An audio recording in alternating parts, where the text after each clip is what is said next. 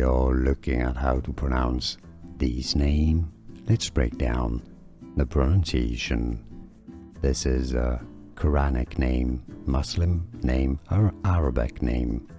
In Arabic, for reference, it's said as Liyan, Liyan. Now, in English, it's often pronounced as Liyan or Liyan, meaning tender or soft or gentle or delicate.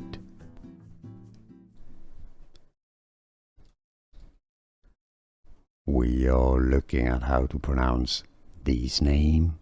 Let's break down the pronunciation. This is a Quranic name, Muslim name, or Arabic name.